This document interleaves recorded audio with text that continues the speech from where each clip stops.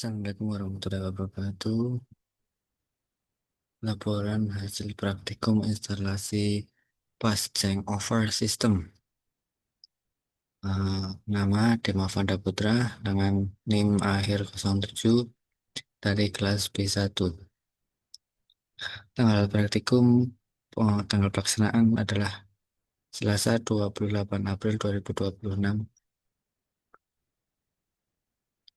Tujuan praktikum menggambarkan single diagram SLD dan sistem fast changeover pada bangunan komersial, merangkai instalasi sistem pas changeover dengan aman, rapi, dan benar, melakukan pengukuran tahanan isolasi sistem instalasi sistem pas changeover sistem dengan baik dan aman. Peralatan yang dan bahan praktikum yang digunakan yaitu alat multimeter, obeng, tang potong, tespen, dan alat ukur listrikan lainnya.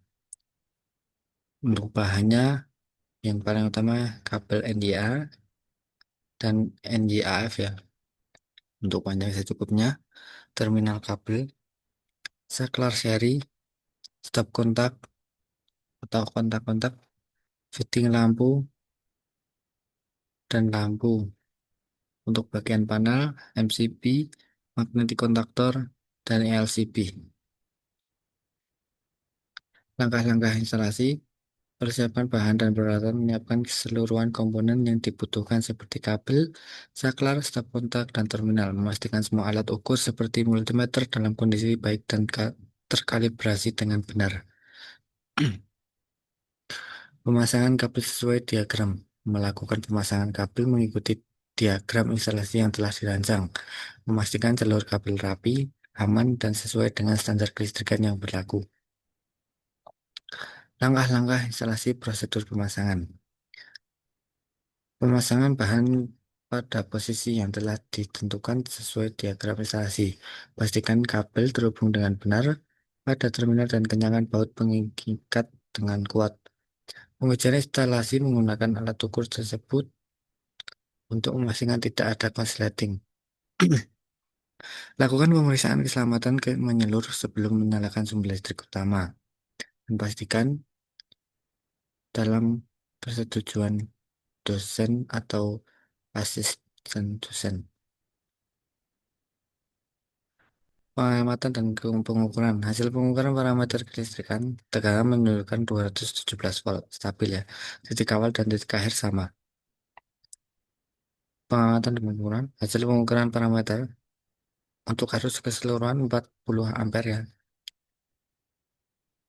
Untuk kotak pentak 0 ampere karena tidak digunakan.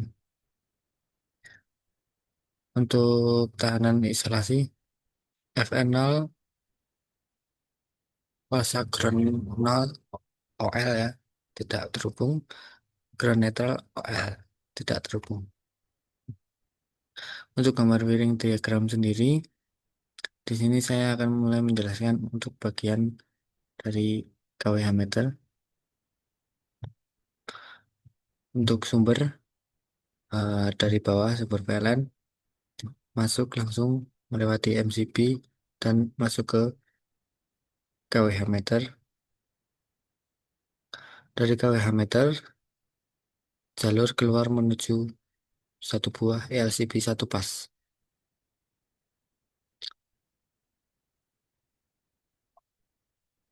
Setelah output dari LCB tersebut masuk ke kontaktor yang 13 atau RS ya, input dari kontaktor. Untuk output sendiri yang dari PLN tadi langsung masuk ke terminal blok.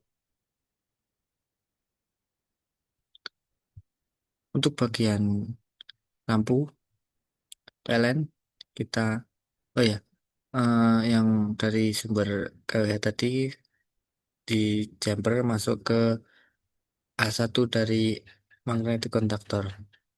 Gunanya agar ketika sumber PLN mempunyai arus akan menyalakan kontaktor dan menghubungkan sumber PLN ke output.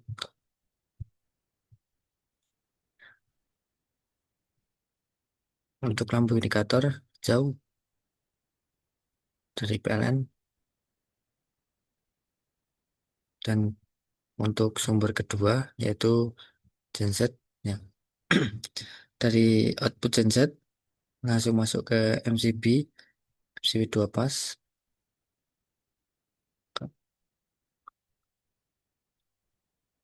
Lampu indikator adalah merah, masuk ke NC kontaktor, pastikan masuk ke netral fasa, masuk ke NC kontaktor. Untuk dari PLN, netral fasa masuk ke NO. Jadi ketika PLN menyalakan kontaktor, dari NO akan menyala, terhubung, dan ketika A1 tidak terberi tegangan, kontaktor akan mati, dan sumber genset akan terhubung karena menggunakan coil NC. Outputnya sendiri menuju ke terminal blok, sama ya, di chamber saja. Untuk bagian perlampuan, output dari kedua sumber tadi menuju ke box PHP. Box PHP sendiri terbagi menjadi dua MCB, yang pertama untuk stop kontak dan yang kedua untuk penerangan. Untuk stop kontak ini satu buah stop kontak, dan output MCB satunya langsung ke input saklar seri untuk menyalakan kedua buah lampu pijar. Mungkin itu saja. Mari kita lanjut. Ini untuk hasil praktikum. Hasil praktikum sendiri berjalan dengan baik, normal, tanpa ada kendala. Di sini saya akan menjelaskan sedikit. Ini adalah LCP dari kWh meter,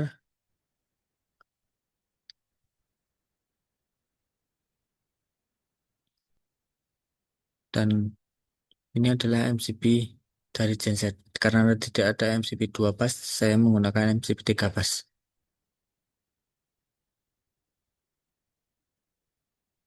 Oke. Untuk magnetik yang saya gunakan adalah yang tengah,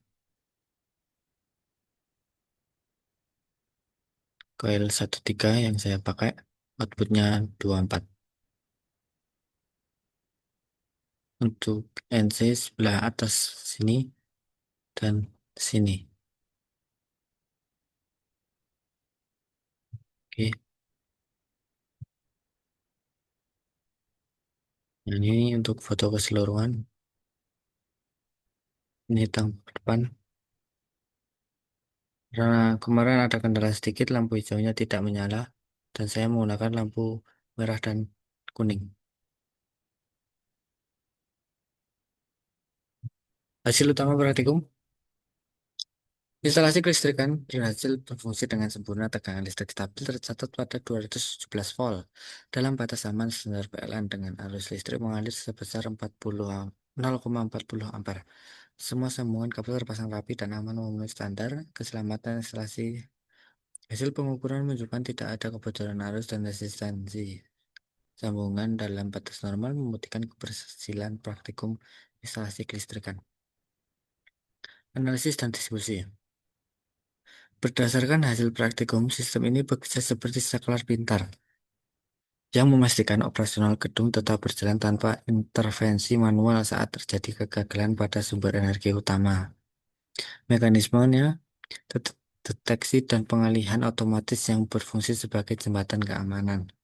Sistem ini memastikan operasional gedung tetap berjalan tanpa henti dengan cara memindahkan beban dari sumber utama yang bermasalah atau tidak normal ke sumber cadangan secara instan sekaligus mencegah terjadinya benturan energi atau kerusakan perangkat. Pentingnya melakukan maintenance pada sistem agar ketika terjadi urgensi, sistem dapat bekerja dengan normal. Aspek keselamatan memastikan sumber listrik sebelum pemasangan, menggunakan alat pelindung diri, sarung tangan, dan kacamata safety, memastikan sambungan kuat dan rapat, memeriksa isolasi kabel dengan baik, tidak bekerja saat kondisi basah. Ya. Kesimpulan dan pembelajaran. Berdasarkan praktikum instalasi pelistrikan yang telah dilakukan, mahasiswa dapat menguasai kompetensi menyeluruh dalam sistem pest changeover pada instalasi bangunan komersial, mulai dari tahap perencanaan melalui pembuatan gambar, rangkaian, kendali, dan daya, sehingga tahap implementasi berupa perakitan instalasi yang aman dan rapi. Selain itu, praktikum ini menekankan pada aspek validasi teknis melalui pengukuran urutan fasa serta pengujian yang telah terpasang untuk memastikan seluruh instalasi berfungsi dengan baik, benar, dan sesuai dengan standar keamanan kelistrikan yang berlaku. Ini untuk pertanyaannya. Yang pertama, jelaskan kelebihan dan kekurangan penggunaan COS. Kelebihan memungkinkan pemindahan sumber listrik, misal PLN ke genset ya, dengan aman mencegah tabrakan arus antar sumber dan instalasinya relatif sederhana. Kurangnya terjadi jeda waktu pemutusan listrik saat pemindahan, interupsi daya, dan memerlukan ruang tambahan di panel distribusi ya.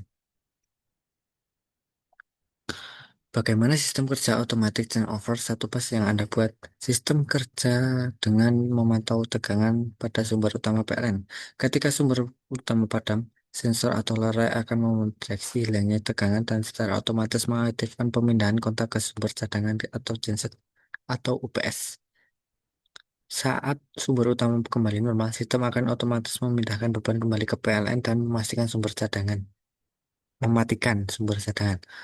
Apa fungsi magnetic konektor pada kendali pemindah daya tersebut sebagai saklar elektromagnetik yang bekerja secara otomatis untuk memutus dan menghubungkan arus listrik daya besar. Berdasarkan sinyal dari rangkaian kendali, ia berfungsi sebagai ekskulator pemindahan jalur daya sumber listrik. Untuk nomor 4, berdasarkan pengamatan Anda selama praktik, apakah perbedaan tos manual dan otomatis? Perbedaan utama antara tos manual dan otomatis terdapat pada mekanisme pengoperasian dan kecepatan responnya. Tos manual memerlukan intervensi manusia secara langsung untuk menggerakkan tuas pemindah saat terjadi pemadaman, sehingga waktu jeda listrik padam tergantung pada beberapa cepat operator bertindak. Sebaiknya, tos otomatis atau ATS bekerja secara mandiri menggunakan sensor tegangan dan kontroler untuk mendeteksi kegagalan daya dan langsung memindahkan beban ke sumber cadangan dalam hitungan detik. Dari sisi teknis, tos manual lebih sederhana dan ekonomis namun berisiko tinggi terhadap human error. Sementara tos otomatis lebih kompleks dan mahal namun menawarkan kenyamanan serta perlindungan beban listrik yang lebih andal dan presisi. Oke, terima kasih atas perhatiannya. Assalamualaikum warahmatullahi wabarakatuh.